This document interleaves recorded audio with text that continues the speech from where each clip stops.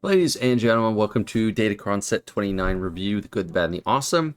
And we're going to be looking at stats, alignment abilities, faction abilities, and character abilities. In this set, since we are doing the 3-month rotation, is a 5v5 set, so keep that in mind. And overall, I think it's a pretty solid set, really good stats, a lot of good level 9s, and then some good other abilities in between, so pretty solid. And as we're jumping into the stats, I want to point out that this set does not have any focused datacrons, so that it leaves you more resources to devote to just the normal datacrons, and there's actually quite a few you'd probably want to pick up, especially if you're pretty late game.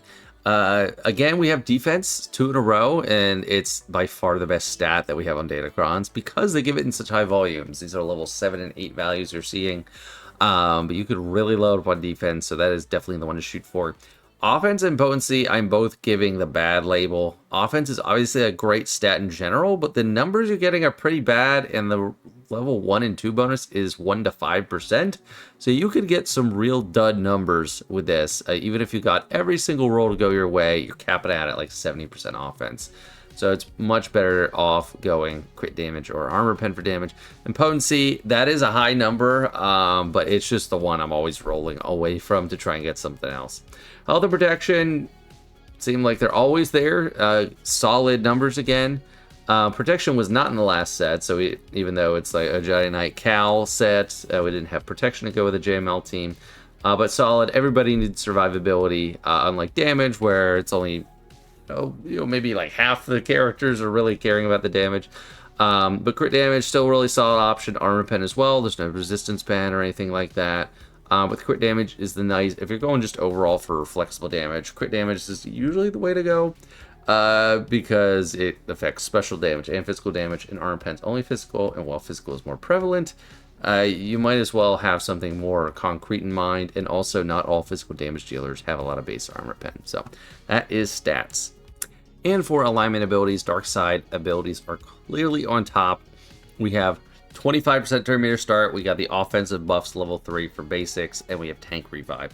So good and so strong that this is one I normally put as awesome, the tank revive, resetting cooldowns on a bonus turn. But that's like the third one I'd go for. Honestly, turn meter is useful for everybody, and then the offense up, crit damage up, crit chance up, also pretty much useful for everybody. So just have a good mix of both of these, and then maybe one of these or two of these. It really just depends on your specific designs, and that'll emerge as we go. The bad ones is chance to get tenacity up, or they get tenacity up if you have 3 debuffs. Oh great, like yeah, we're saved. And then the accuracy up, evasion down thing, just not really valuable. So 3 clearly good ones and 2 really bad ones. And light side, it might look like 3 abilities, but all of the bad ones were right next to each other, so I just snipped the whole bunch. The bad ones, resisting a debuff, a little bit of health and protection recovery, not much.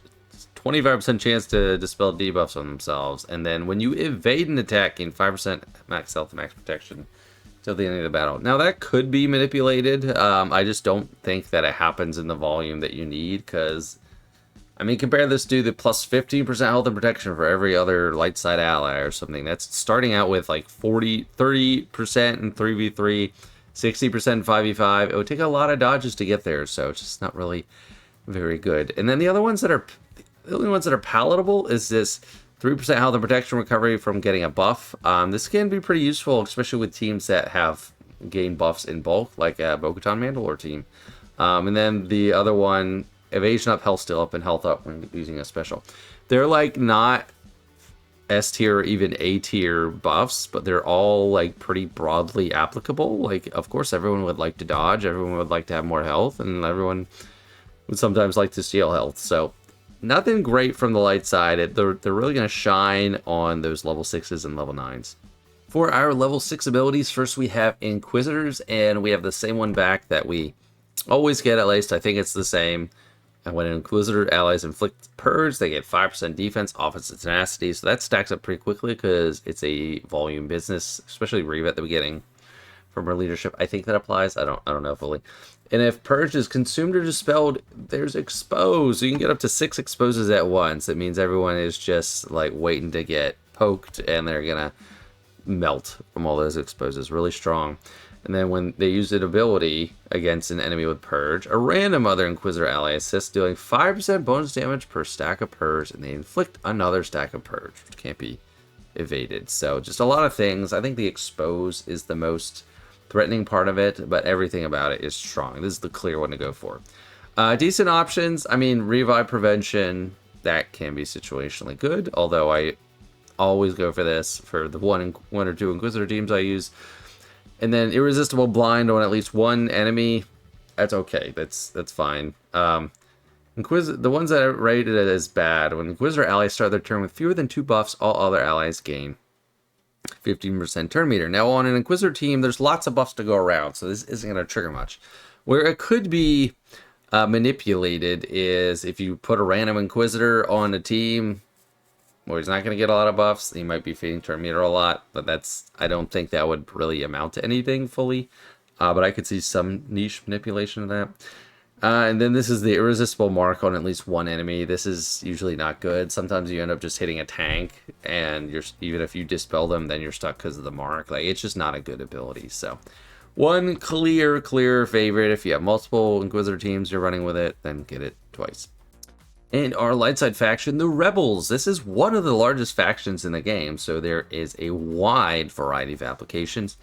The best two, I'd say, are Riposte when you do a special. Very good for this, because there's actually a lot of Rebels that are attack out of turn heavy teams. CLS, Phoenix, even the Leia team, really good.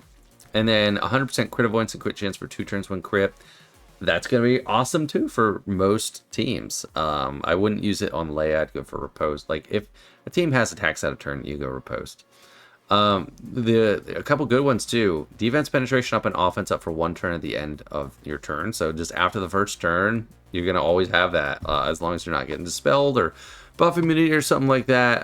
Offense up is a relatively common buff, but defense penetration up is not that common. So this is a lot of good extra damage. Then when Rebel allies are stunned, gain 15% turn meter, recover 25% health and protection.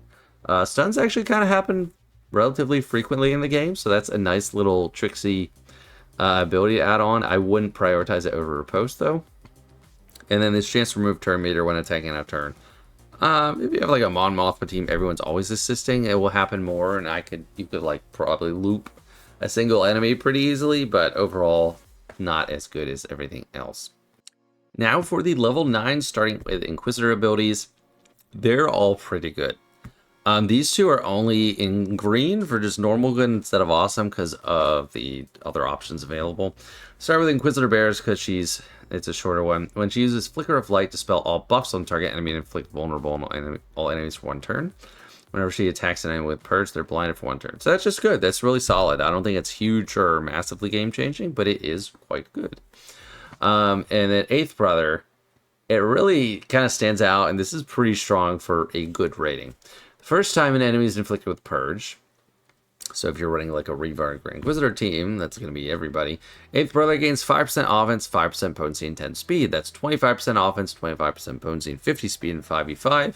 And then 15, 15, 30, and 3v3. Unless there's like a summon, then you can get up to 30% of each. Whenever an Inquisitor ally defeats an enemy, he gets a bonus turn, removes 100% turn meter from the healthiest enemy, ignores taunt, and deals 100% bonus damage for 2 turns. So the 100% bonus damage for 2 turns is nice, because you kill someone, he's going to hit really hard for those next 2 turns, and he does hit hard in general. But the only shortcoming is it requires you to have a lot of initiative. You're already killing someone, so you already are in an advantageous position.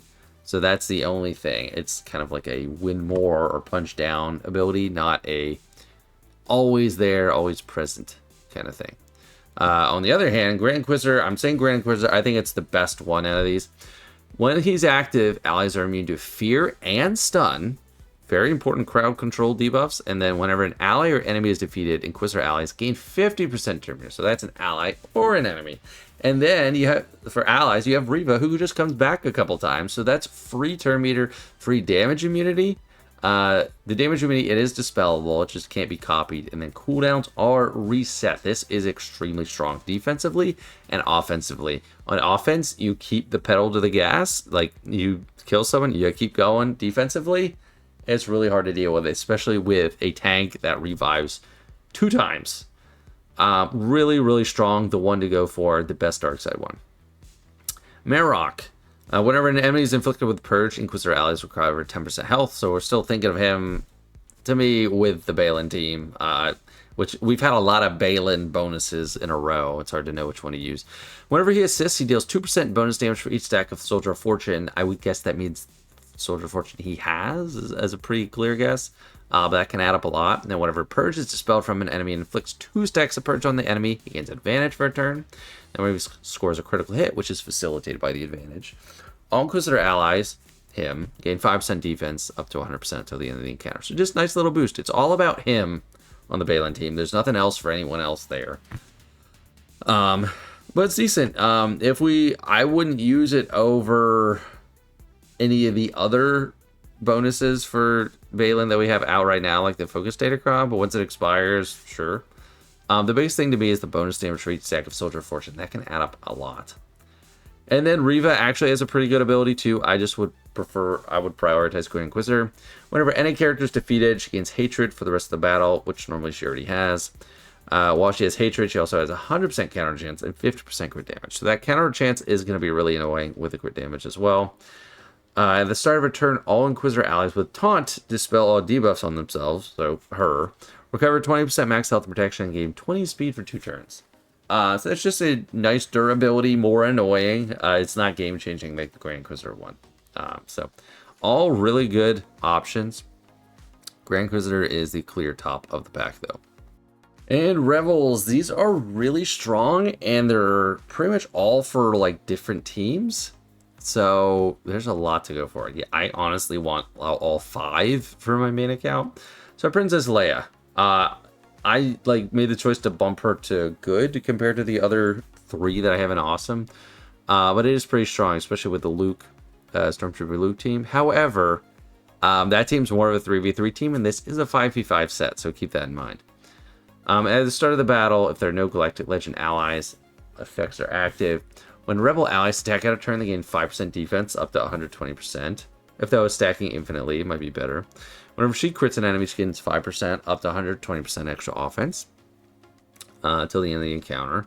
And then whenever a Rebel ally defeats an enemy, all allies gain Retribution, Speed, and Protection up for 100% and Stormtrooper Luke stealths.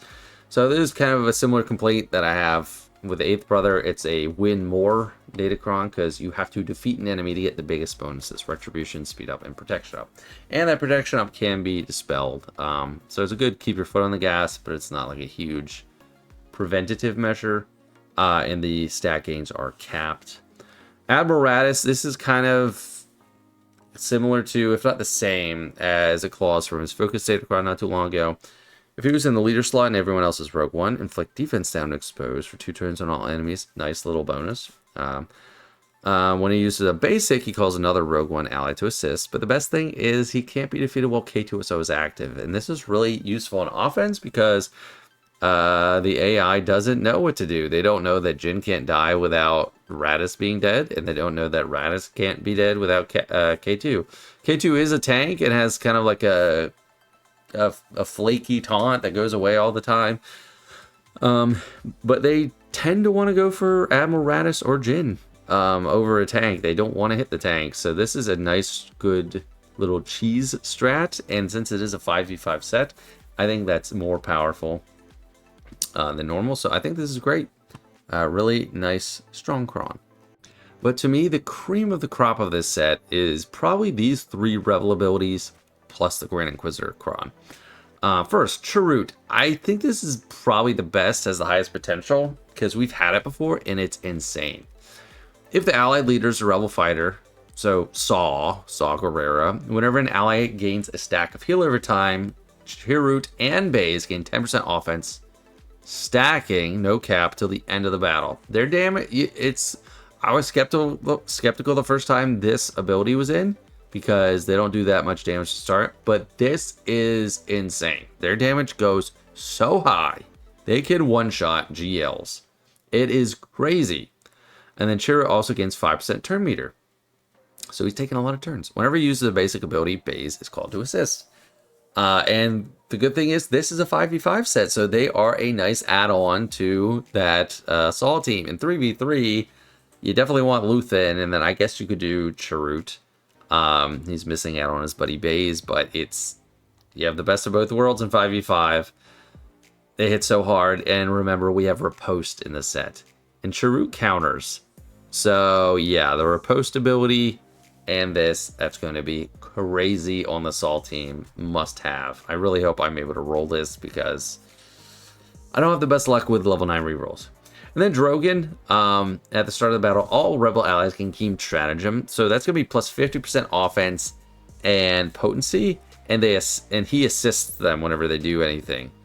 And Drogon takes a bonus turn. So he's going to start taking a bonus turn. So you're not going to get that big basic bonus, which is a little bit of a trade-off. But he still is going to hit hard throughout the whole fight. And everyone else is starting with that buff, which is something you try to pass around throughout.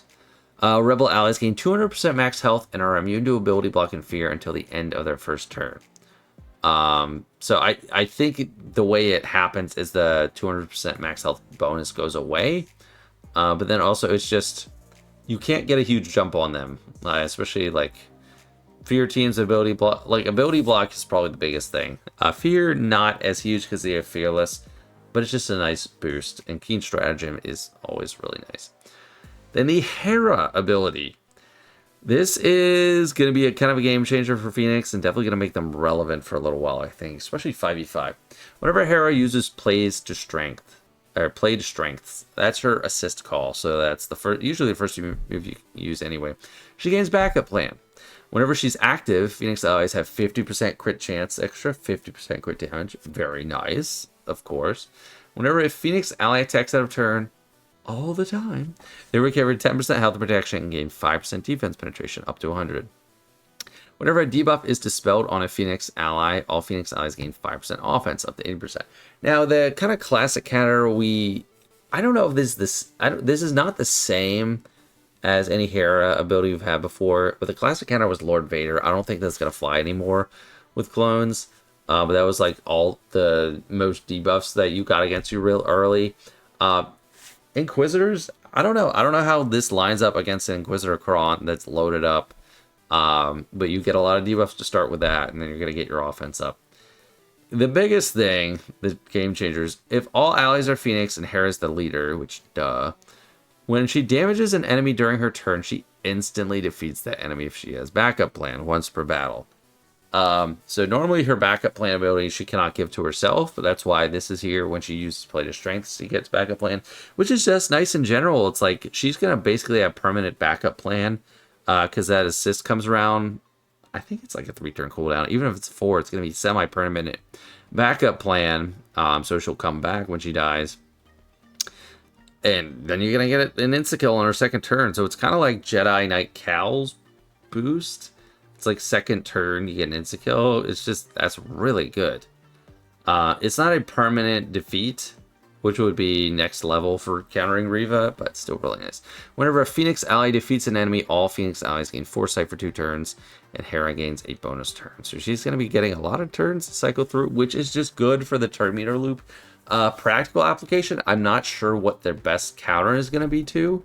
But in worst case scenario, you put them on defense and then you have a really annoying team to deal with, unless you control them perfectly. But I don't know. I think it's really strong. It's going to be a really good boost to Phoenix.